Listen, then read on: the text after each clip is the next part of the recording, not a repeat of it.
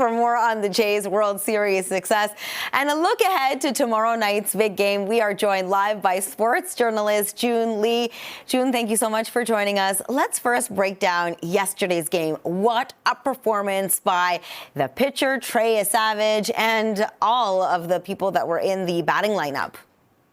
Yeah, it was a remarkable game, and I think you really have to point to guys like Vladimir Guerrero Jr. for really setting the tone. I think over the course of this postseason, he's really come into his own as a leader. He's shown the baseball world that he's not just a power hitter, but he is a guy who sets the tone in the locker room. He sets the tone defensively. He has really become the franchise player that people hoped that he would become when he was the top prospect in all of baseball. And in the course of that process, that growth process, he has exceeded anyone's expectations about what he could become. I mean, there's very few instances where a guy who's as hyped as Vladdy Jr. was as a young player comes up and exceeds expectations in the way that he has so far this series. And you know, in the locker room right after the game, he was interviewed and he said something that really resonated with me. He said the job's not done yet. So he's celebrating but focused on the end goal, which says a lot about him. Yeah, and also teams have come back down from 3-2 in the series before. This series is not over. The Blue Jays have not won the World Series yet. The team needs to lock in over the course of the next two games and figure how to close things out. And they have a tall task ahead of them with Yoshinobu Yamamoto on the mound for the Dodgers. He threw a complete game early in this series. He's been one of the best pitchers in baseball over the course of the entire year. And he has experience in the World Series. The Dodgers won just last year.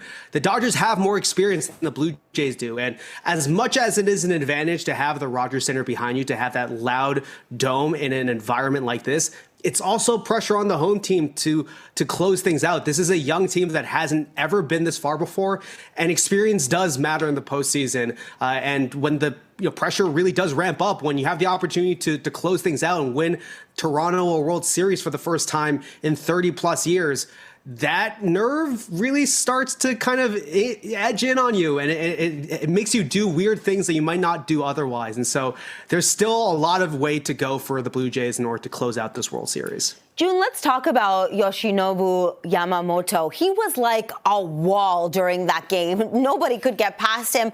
What do the Jays need to do to be able to get past him this time? I think that they need to stick to their approach that they've had the entire season. The Blue Jays, I think, have been a team that hasn't necessarily relied on the home run in the way that a lot of modern baseball teams have. They've been able to build their offense, have one of the best batting averages in all of the sport by taking the ball the other way and hitting singles and doubles and triples and not just swinging out of their shoes on every single pitch, which was what a lot of modern baseball has become today. The Blue Jays have really been fueled by the home run over the course of this series, and I think it's part of why they're in a position to win the World Series. But they need to make sure that they don't kind of play a different game just because they're this close to taking it all tomorrow night. Okay, yes, absolutely. Stay focused on the end goal. Thank you so much for this, Joon. We appreciate your time, your insight into all of this. We'll catch up with you very soon to dissect the game in Game 6 as well. Thank you, Joon.